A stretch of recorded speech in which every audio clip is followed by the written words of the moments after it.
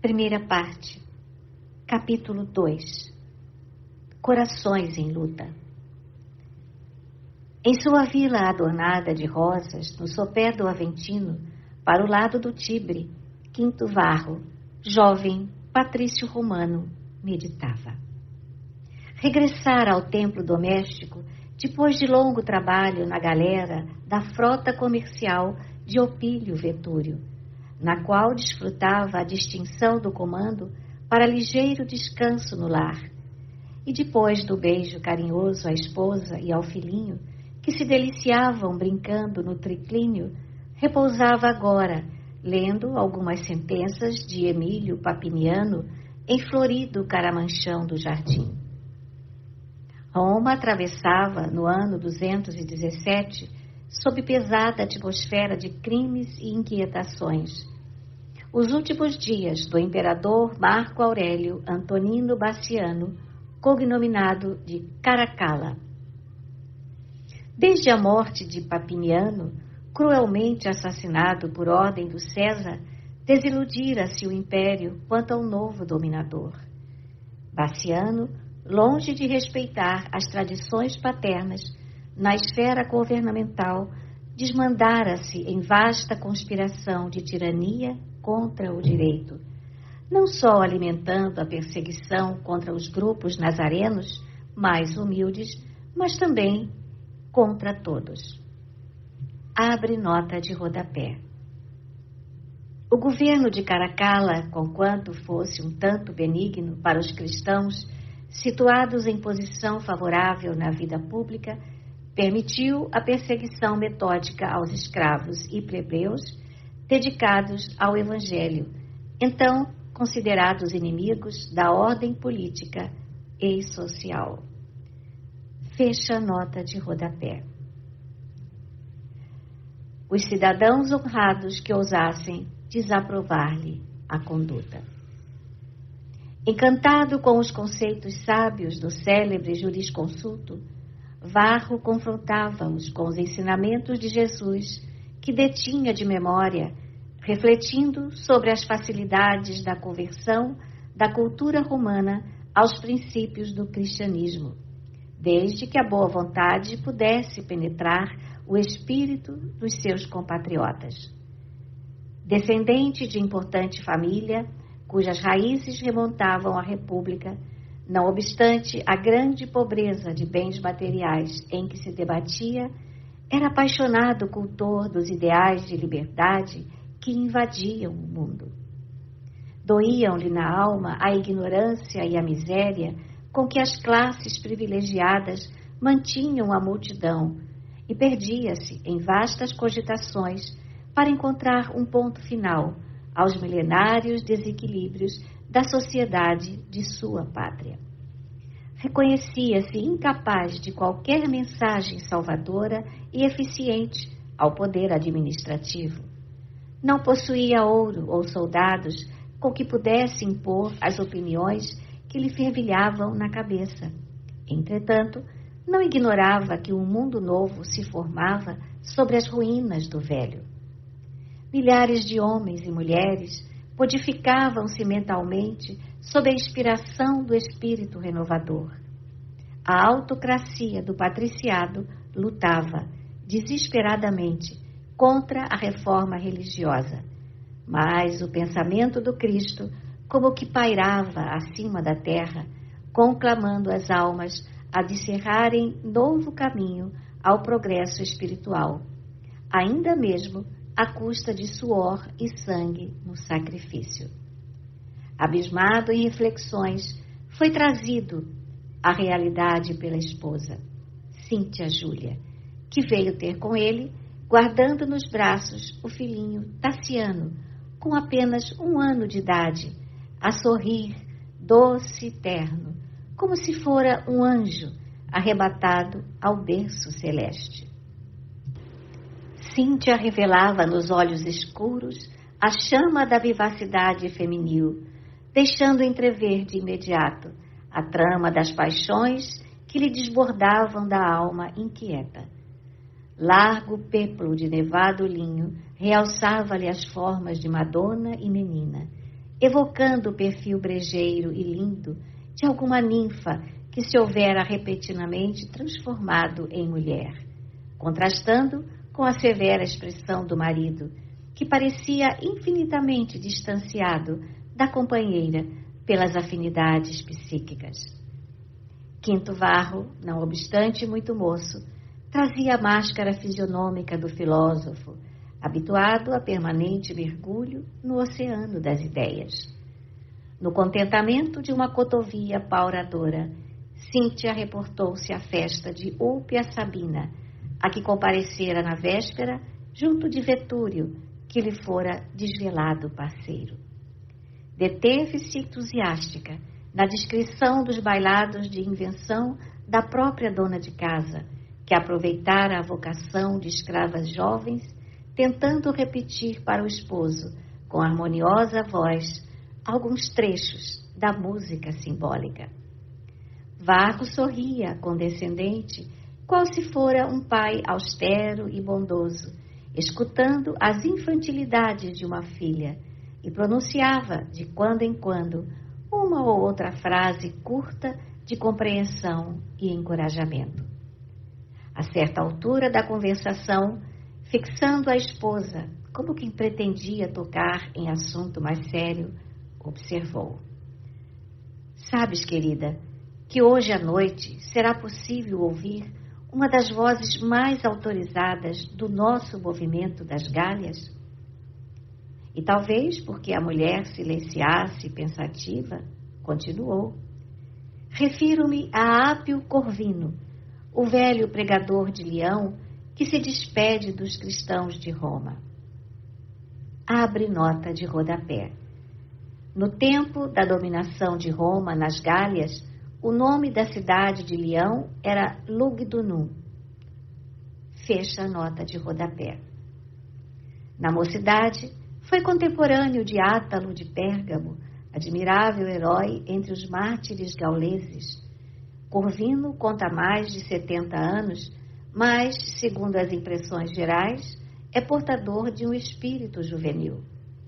A jovem senhora esboçou largo gesto de enfado e murmurou: "Por que nos preocuparmos tanto com esses homens?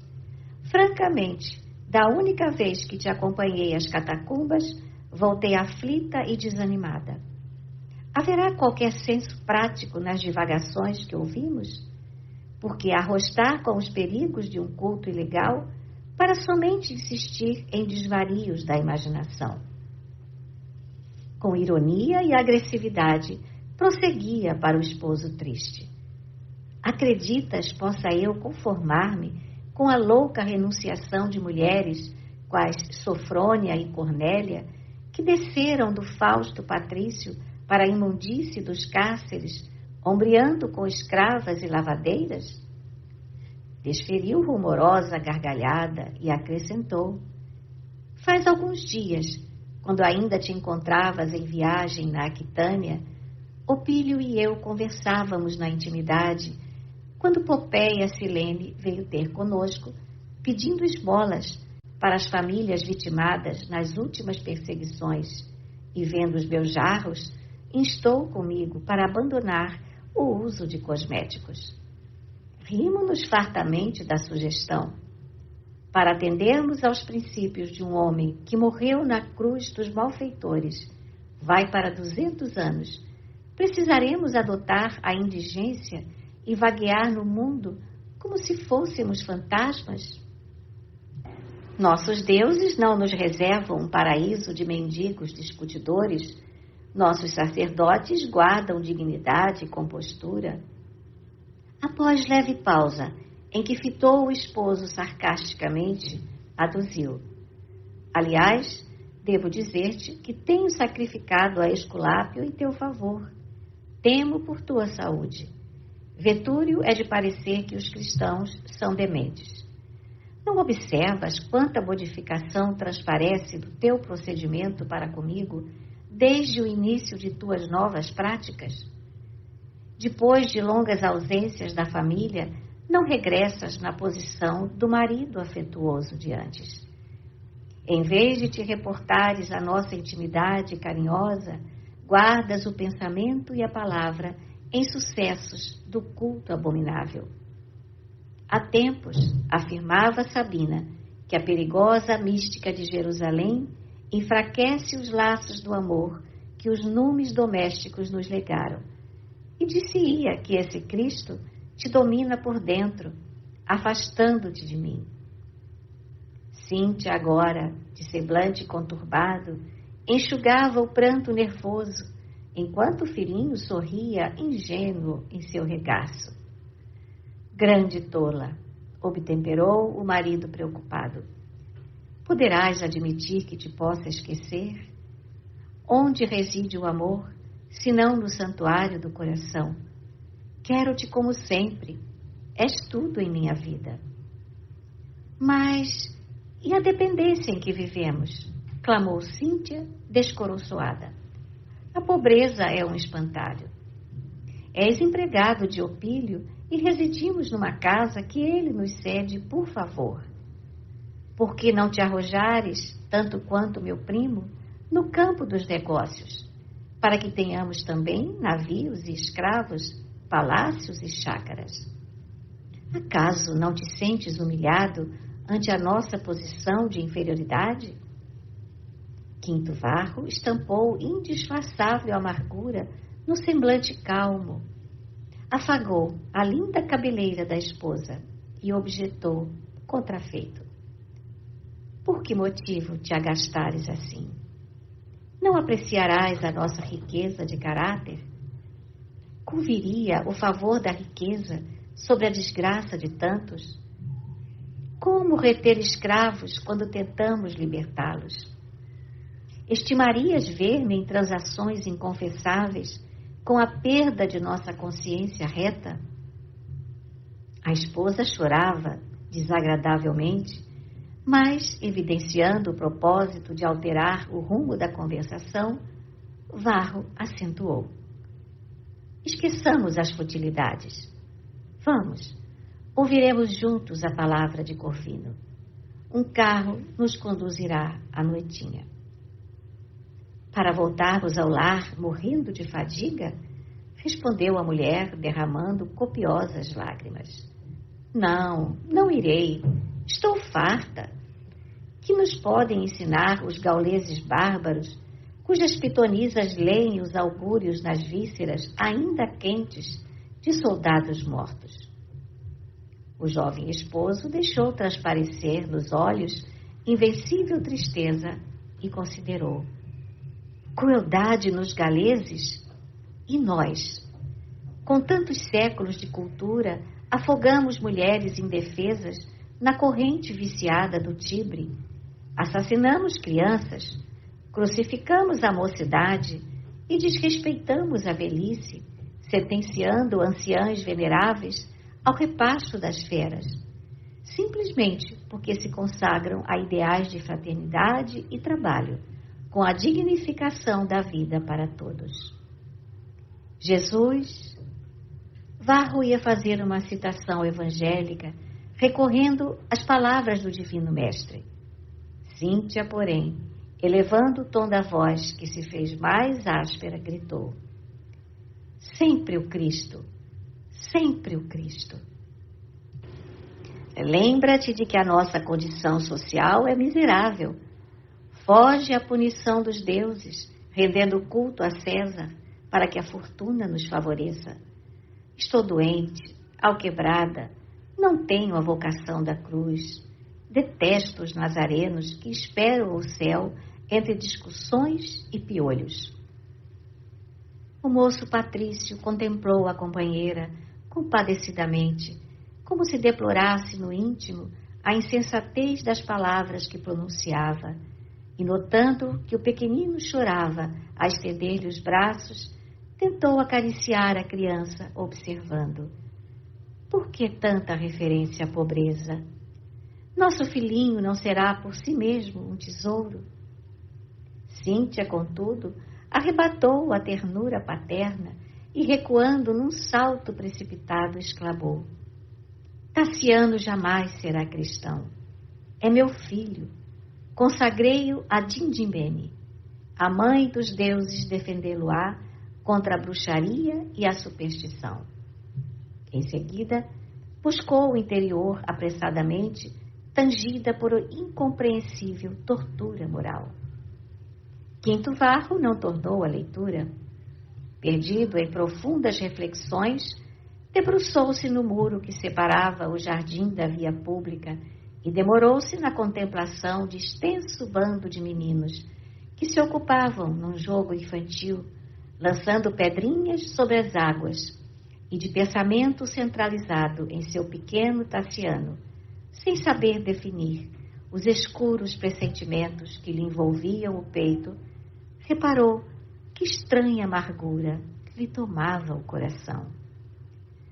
No crepúsculo adiantado, sem conseguir reavistar-se com a esposa, que se ocultara com o filhinho na câmara do casal, tomou o carro de um amigo que o conduziu até a casa humilde do venerável Lisipo de Alexandria, um grego ilustre, profundamente devotado ao Evangelho, que residia em desconfortável choupana a desmantelar-se na estrada de Hóstia. Pequena assembleia de adeptos havia se formado na sala simples. Com surpresa, foi informado de que as despedidas do grande cristão gaulês não se realizariam naquela noite, e sim na seguinte.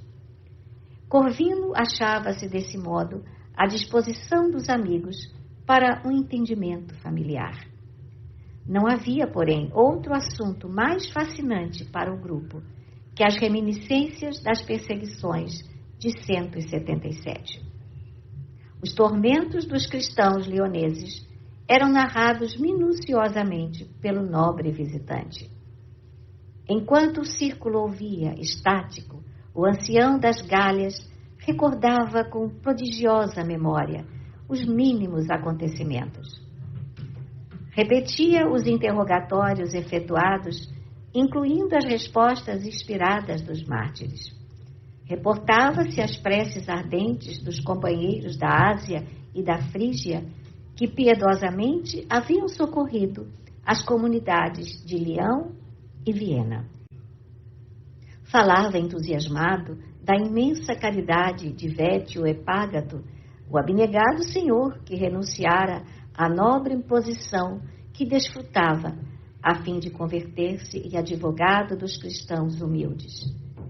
Inflamava-se-lhe o olhar, comentando a estranha coragem de Santo, o diácono de Viena, e o heroísmo da débil escrava Blandina, cuja fé confundira o ânimo dos carrascos. Pintou a alegria de Potino, o chefe da igreja de Leão, cruelmente ultrajado e espancado na rua, sem uma palavra de revolta, aos 90 anos de idade. Por fim, deteve-se com misteriosa alegria, aljofrada de lágrimas, nas aventuras e tormentos de Átalo de Pérgamo, que lhe fora o iniciador da fé. Relacionava todos os pormenores dos suplícios a que se submetera o venerável amigo. Lembrava-se da dilação havida no processo em razão da consulta do propetor a Marco Aurélio, e demorava-se na descrição dos últimos sofrimentos do grande cristão esmurrado, chicoteado, atado à cadeira de ferro incandescido e finalmente degolado, em companhia de Alexandre, o devotado médico frígio, que em Leão oferecera ao Senhor admirável testemunho de fé. A assembleia escutava, embevecida, com as referências. Mas porque o pregador teria trabalho intensivo na noite próxima, Lisipo mandou servir algumas tigelas de leite e fatias de pão fresco, e a conversação foi encerrada. De espírito edificado pelas narrativas do velho gaulês, Varro tornou a casa. Regressava mais cedo e um só pensamento lhe absorvia agora a mente: apaziguar a alma inquieta da companheira, propiciando-lhe calma e alegria, com a reafirmação da sua ternura e devotamento. Aproximou-se devagarinho, no intuito de surpreendê-la afetuoso. Atravessou o pequeno átrio, varou a porta semicerrada, mas diante da sua câmara de repouso, estacou, intrigado. Ouviu vozes em diálogo aceso. Achava-se Opílio Vetúrio em seu quarto de dormir. Tentou compreender a tempestade moral que lhe amarfanhava o destino. Não supunha o homem para quem trabalhava capaz de atrair-lhe a esposa a semelhante procedimento. Opílio era primo de Cíntia e sempre fora recebido ali como irmão. Era 10 anos mais velho que ele, Varro, e enviuvara desde algum tempo. Eliodora, a esposa morta, fora para Cíntia uma segunda mãe. Deixara 2 filhinhos, Helena e Caiba, gêmeos infelizes, cujo nascimento ocasionara o falecimento da genitora, e que residiam com o pai, cercados de escravos devotadíssimos, em palacete magnífico, a ilustrar os brasões da família. Trabalhava para Vetúrio nas embarcações e morava numa vila que lhe pertencia.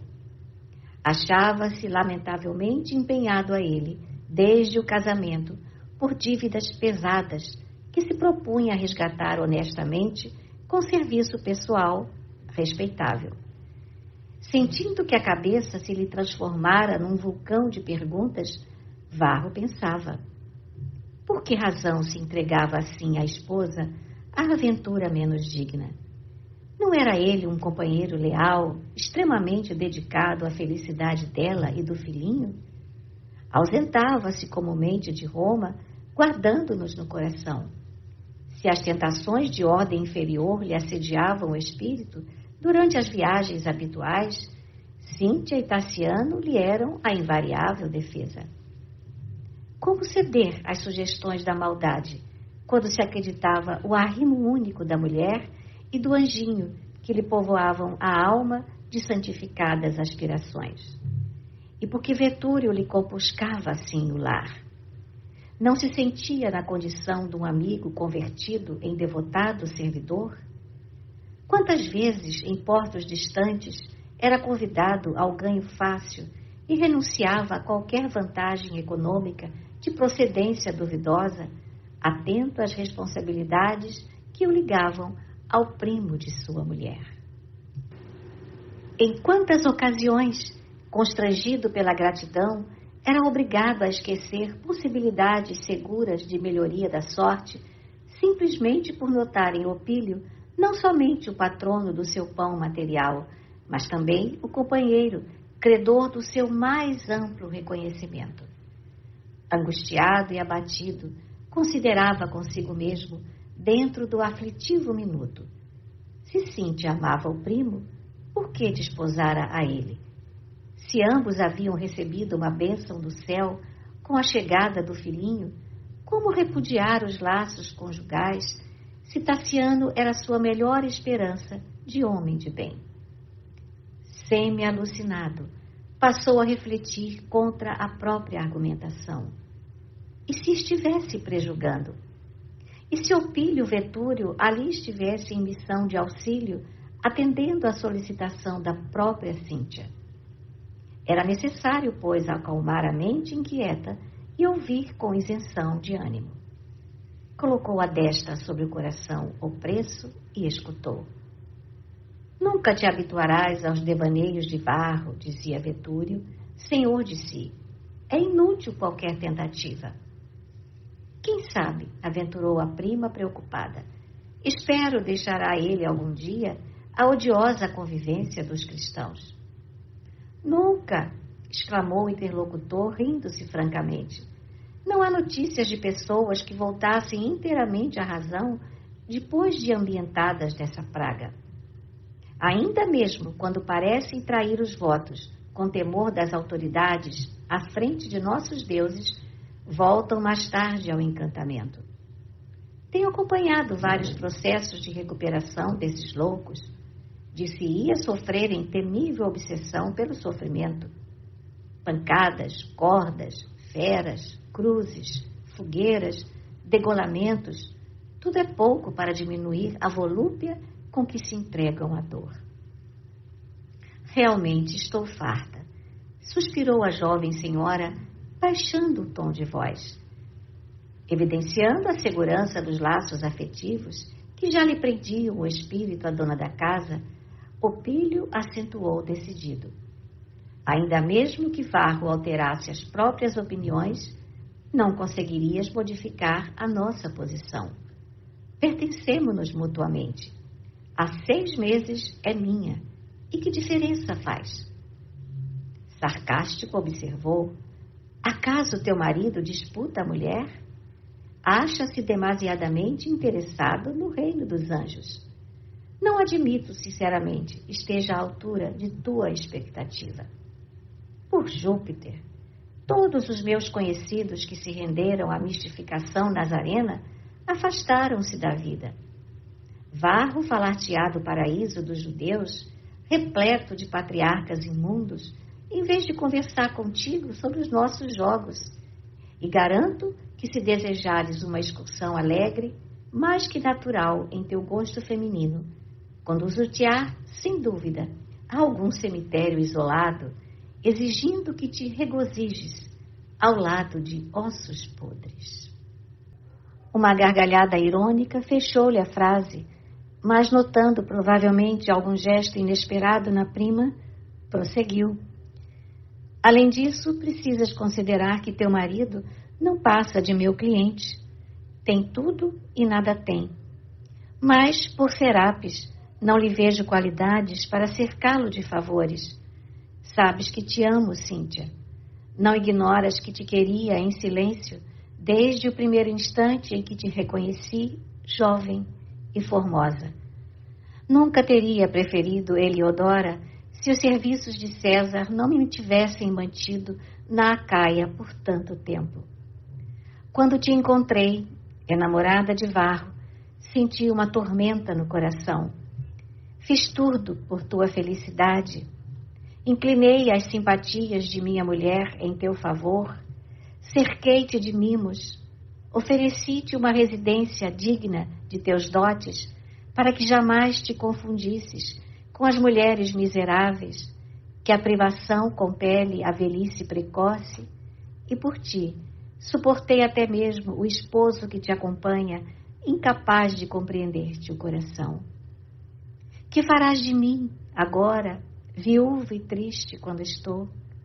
Nunca proporcionei a Heliodora, depois de reencontrar-te, senão a estima respeitosa de que se fazia credora pela virtude irrepreensível. Nossos escravos sabem que te pertenço. Messênio, meu velho pajem, veio trazer-me a notícia de que os servos acreditavam Heliodora envenenada por mim para que lhe tomasses o lugar. E realmente, que mãe mais honrada e carinhosa poderia encontrar para meus filhos? Resolve, pois, uma palavra tua bastará. E meu esposo? Indagou Cíntia com inexprimível temor na voz. Houve um silêncio expressivo, dentro do qual Vetúrio parecia meditar intencionalmente, expressando-se logo depois. Pretendo oferecer ao teu esposo a quitação de todos os débitos. Além disso, posso ampará-lo noutros setores da vida imperial. A distância de nós conseguiria dar expansão aos próprios ideais. Temo por ele. As autoridades não perdoam. Daqueles cuja intimidade desfrutamos, vários têm sido presos, castigados ou mortos. Aulo Macrino e 2 filhos foram encarcerados. Cláudia Sestina, por todos os títulos venerável, apareceu assassinada em sua chácara. Sofrônio Calvo teve os bens confiscados e foi apedrejado no fórum. Teu marido poderia dar vazão aos sentimentos dele onde quisesse, menos aqui. Mas que seria feito de Tassiano se atingíssemos uma solução favorável? Ora, ora, aventou o interlocutor, como um homem não habituado a ponderar obstáculos. Meus filhinhos estão na idade do teu. Cresceria ao lado de Helena e de Galba na melhor ambientação. Não podemos esquecer igualmente que a minha herdade em Leão necessita de alguém. Alésio e Pontimiana, meus administradores, sempre reclamam a presença de pelo menos um dos nossos familiares. Dentro de alguns anos, o pequenino Tassiano poderia transferir-se para a Gália e assumir em nossa propriedade a posição que lhe compete. Viria a Roma tanto quanto desejasse e desenvolveria a personalidade em ambiente diverso, sem qualquer ligação com a influência paterna. Nesse ponto da conversação, Varro não mais suportou. Sentindo que um vulcão de angústia lhe rebentava no peito, arrastou-se pelo corredor próximo em busca do aposento onde o filhinho repousava, junto de Cirila, jovem escrava de que Cíntia se fazia acompanhar. Ajoelhou-se ante o berço adornado e, ouvindo a abafada respiração do menino, deu campo largo às próprias emoções. Como um homem que se visse arremessado a fundo abismo, de um momento para outro, sem encontrar de pronto qualquer base firme para sustentar-se, não conseguiu por alguns minutos conciliar os próprios pensamentos. Recorreu à prece, a fim de apaziguar-se, e então passou a refletir. Contemplou a fisionomia calma da criança através do espesso véu das lágrimas e indagou a si mesmo. Para onde iria? Como resolver o delicado problema criado pela mulher? Não desconhecia agora a crueldade de Opílio.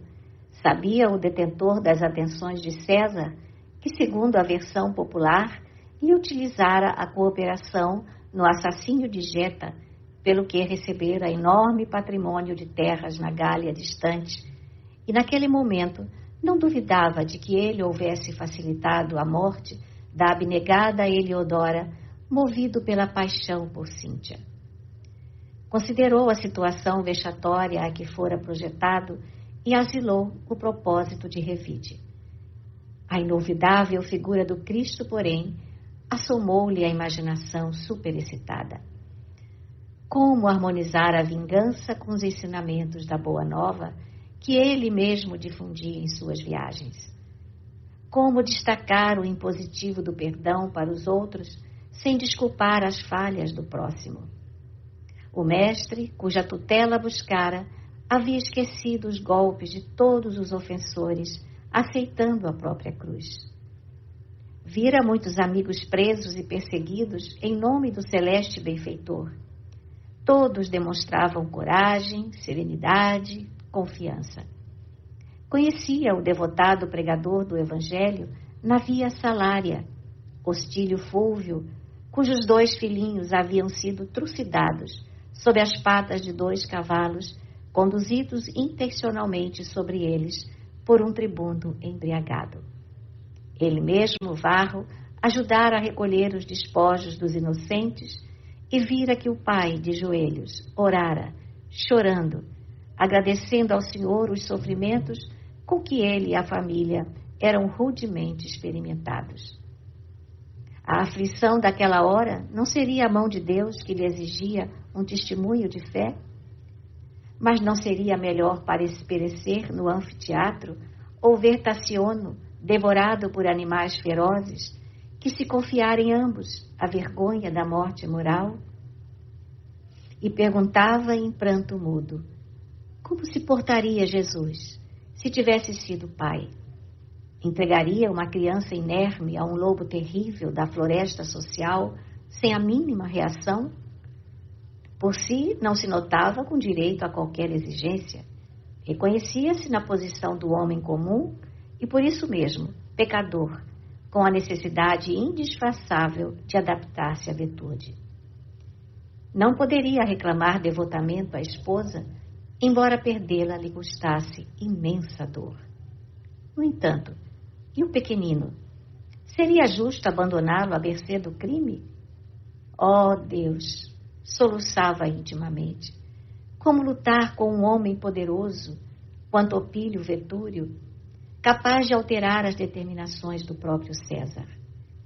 Que a mulher amada o seguisse era uma ferida que a esponja do tempo, de certo, lhe absorveria no âmago da alma. Contudo, como separar-se do filhinho, que era a sua razão de viver? Ergueu-se maquinalmente, retirou o menino adormecido dentre os panos de lã em que descansava e asilou a tentação de fugir. Não seria, porém, indesculpável temeridade expor a criança à intempérie? E como situaria a companheira no dia seguinte, à frente da vida social? Cíntia não havia pensado nele, pai carinhoso e amigo, mas poderia ele, discípulo dos ensinamentos de Jesus, votá-la ao desprezo de si mesma ou à desconsideração pública? Qual se estivesse amparado por estranha força invisível, repôs o pequenino no leito e, depois de beijá-lo enternecidamente, inclinou-se demoradamente sobre ele e chorou, humilde, derramando copiosas lágrimas, como se vertesse o cálido rodo do próprio coração na preciosa flor de sua vida. Logo após, certificando-se de que o diálogo continuava na câmara íntima, regressou à via pública, buscando ar renovado para o corpo enlanguecido. Parou nas margens do Tibre, invocando à memória os padecimentos de todas as vítimas daquelas águas misteriosas e tranquilas que deviam ocultar os gemidos de inúmeros injustiçados na terra. A mudez do velho rio não representava uma inspiração para o campo agitado de sua alma? Os raros transeuntes e os carros retardatários não lhe notavam a presença. Dividindo o olhar entre o firmamento cintilante e as águas tranquilas, abismou-se em profundas indagações que ninguém poderia sondar. Ao alvorecer, tornou à casa, apático e desorientado, e cerrando-se num cubículo, entregou-se a sono pesado e sem sonhos, do qual despertou ao sol avançado pelos gritos dos escravos que transportavam material para construções próximas. Quinto Varro procedeu à higiene da manhã e, procurado por Cirila e a criança, afagou o filho, entre grave e afetuoso, recebendo um recado da mulher, anunciando-lhe que se ausentara, em companhia de amigas, para uma festividade religiosa no Palatino. Acabrunhado, afastou-se da residência na direção da via de Óstia. Desejava entender-se com alguém que lhe pudesse lenir a chaga íntima e, recordando a nobre figura de Corvino, propunha-se fazê-lo confidente de todas as mágoas que lhe fustigavam o coração. Recebido por Lisipo, este informou bondoso que o ancião se ausentara, atendendo a vários enfermos, acentuando, porém, que estaria ele à noite na via Ardeatina. O anfitrião, todavia, observou tamanha palidez no visitante inesperado que o convidou a sentar-se e a servir-se de um caldo reconfortante. Varro aceitou, experimentando grande melhora espiritual. A paz do recinto singelo como que lhe acalmava o espírito desarvorado. Adivinhando-lhe os tormentos morais, o velhinho desenrolou diversas páginas consoladoras que continham informações sobre o heroísmo dos mártires, como que pretendendo cicatrizar-lhe as úlceras invisíveis. O jovem ouviu atento, leu compridos trechos das descrições e, alegando abatimento físico, deixou-se ficar junto de Lisipo até mais tarde, quando ambos se dirigiram para os sepulcros num carro de velho amigo. Alcançaram os túmulos dentro da noite. Transpuseram a porta que um dos companheiros vigiava atento e desfilaram nas galerias, junto de numerosos irmãos que seguiam, conduzindo tochas em conversações coroadas de esperança. Os cemitérios cristãos em Roma eram lugares de grande alegria.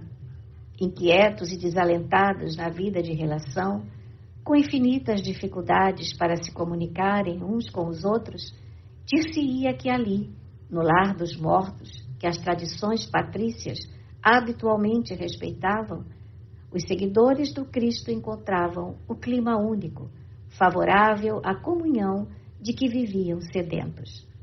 Abraçavam-se aí, com indizível ternura fraterna, cantavam jubilosos, oravam com fervor. O cristianismo de então não se limitava aos ritos sacerdotais. Era um rio de luz e fé banhando as lágrimas e as almas, arrebanhando corações para a jornada divina do ideal superior. As lágrimas não surgiam na condição de gotas de fel incendiado, mas como pérolas de amor e reconhecimento nas referências aos suplícios dos companheiros sacrificados.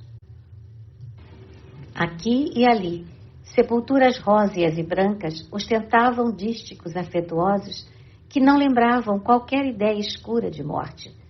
Só a bondade de Deus e a vida eterna mereciam exaltação.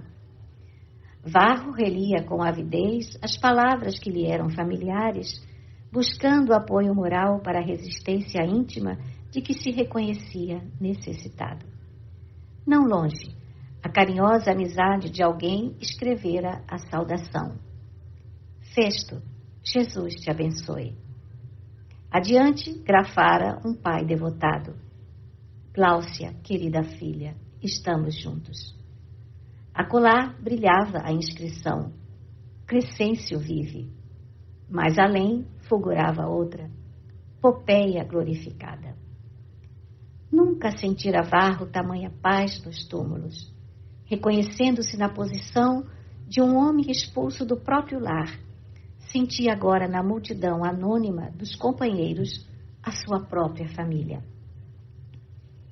Detinha-se nos semblantes desconhecidos com mais simpatia e interesse e pensava consigo mesmo que naquela fileira de criaturas que ansiosamente buscavam os ensinamentos do Senhor, talvez existissem mais dolorosos dramas que o dele e chagas mais profundas a lhes sangrarem nos corações. Sustentava Lisipo no braço robusto, como se houvera reencontrado a alegria de ser útil a alguém, e pelos olhares felizes que permutavam entre si, pareciam ambos agradecer a influência de Jesus, que concedia ao velho afetuoso a graça de amparar-se num filho, e ao moço infortunado a ventura de encontrar um pai a quem poderia servir. Em grande recinto iluminado, hinos de alegria precederam a palavra do pregador, que, assomando a tribuna, falou com indescritível beleza acerca do reino de Deus, encarecendo a necessidade de paciência e de esperança. Quando terminou a enternecedora alocução, Lisipo e Varro aproximaram-se para reconduzi-lo à casa. Um carro, além dos sepulcros, aguardava-os solícito, e na intimidade doméstica, ante os dois velhinhos que o escutavam, surpresos, o moço Patrício, pontilhando a narrativa de lágrimas, expôs o que sofria nos recessos da vida particular, rogando a Corvino um bálsamo para as feridas que lhe oprimiam o coração. O velho gaulês fê-lo sentar-se e, acariciando-lhe a cabeça, como se o fizesse ao menino atormentado, indagou: Varro, aceitaste o Evangelho para que Jesus se transforme em teu servidor, ou para que te convertas em servidor de Jesus? Oh, sem dúvida, suspirou o rapaz. Se há alguma coisa aspiro no mundo, é ao ingresso nas fileiras dos escravos do Senhor. Então, meu filho, cogitemos dos desígnios do Cristo e ouvidemos nossos desejos. E fitando o céu pela janela humilde, deixando perceber que solicitava a inspiração do alto, acrescentou: Antes de tudo, não condenes tua mulher. Quem somos nós para sondar o coração do próximo? Poderíamos, acaso, torcer o sentimento de outra alma usando a maldade e a violência? Quem de nós estará irrepreensível para castigar? Todavia, como extinguir o mal, se não nos dispomos a combatê-lo? Ajuizou Varro gravemente. O ancião sorriu e considerou. Acreditas, porém, que possamos vencê-lo à força de palavras bem feitas? Admites, porventura, que o mestre haja descido das alturas simplesmente para falar? Jesus viveu as próprias lições, guerreando a sombra com a luz que irradiava de si mesmo, até o derradeiro sacrifício. Achamo-nos num mundo envolvido em trevas e não possuímos outras tochas para clareá-lo, senão a nossa alma, que precisamos inflamar no verdadeiro amor. O Evangelho não é somente uma propaganda de ideias libertadoras. Acima de tudo, é a construção de um mundo novo pela edificação moral do novo homem. Até agora, a civilização tem mantido a mulher, nossa mãe e nossa irmã, no nível de mercadoria vulgar.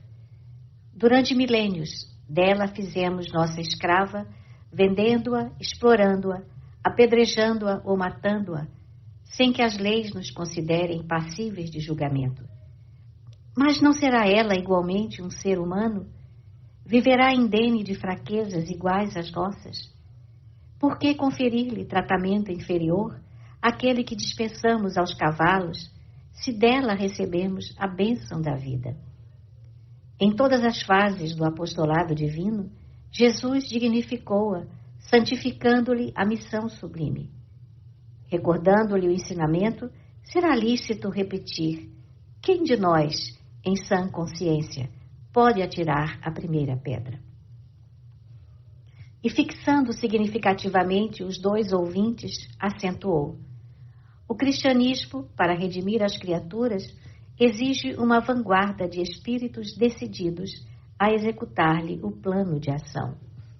No entanto, ponderou o jovem romano, algo tímido, poderemos negar que Cíntia esteja em erro? Meu filho, quem ateia fogo ao campo da própria vida, de certo seguirá sob as chamas do incêndio.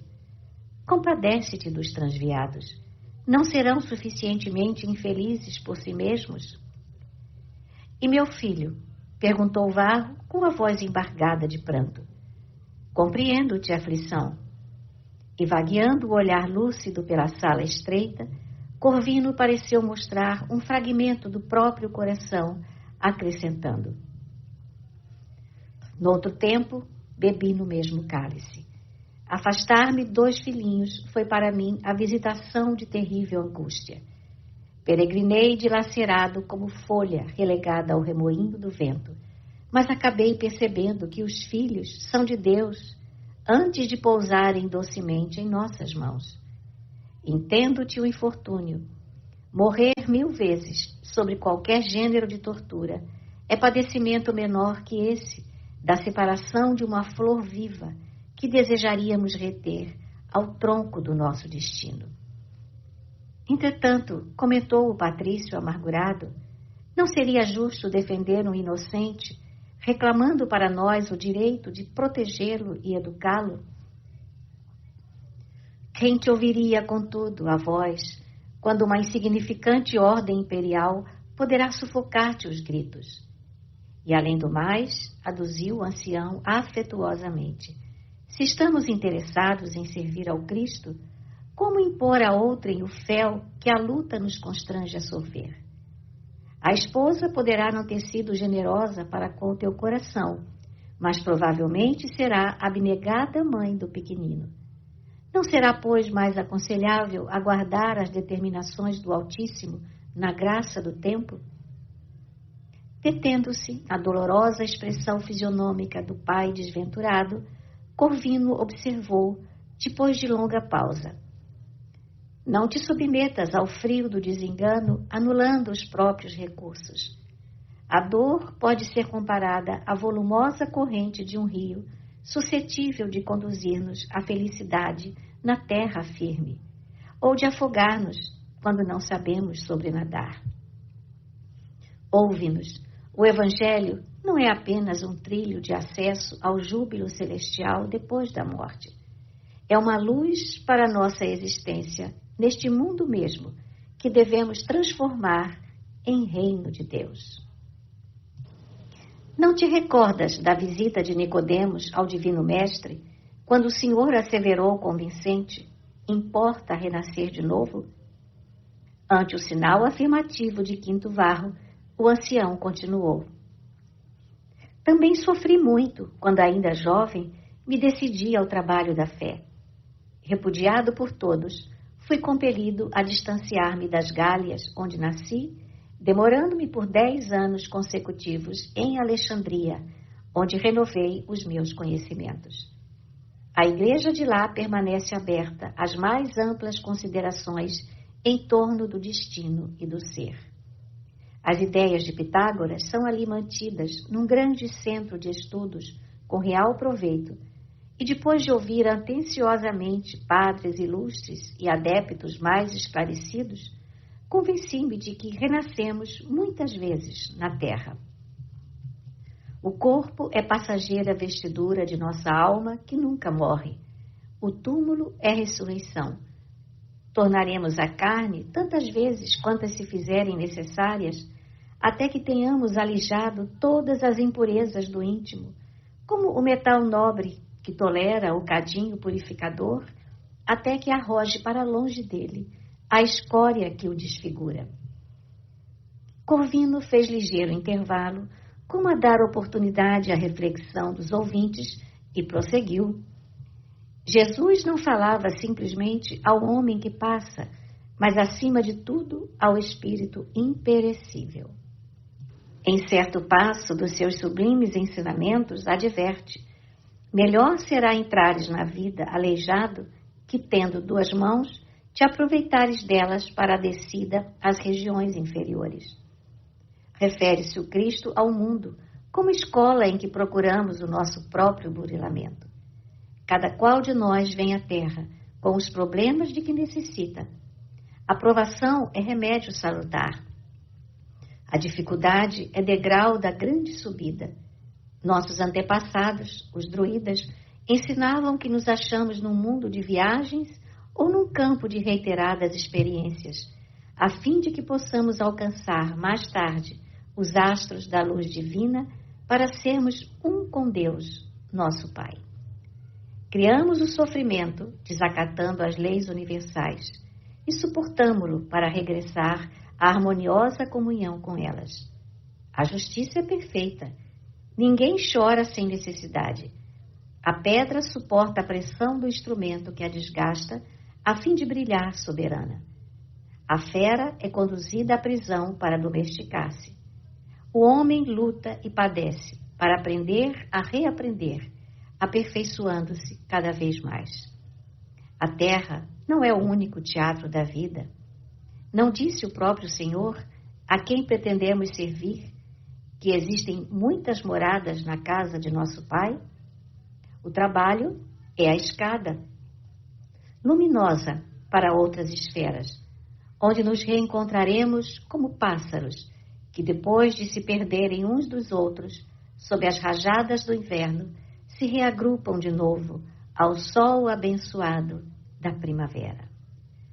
Passando a mão pelos cabelos brancos, o velho acentuou: tenho a cabeça tocada pela neve do desencanto.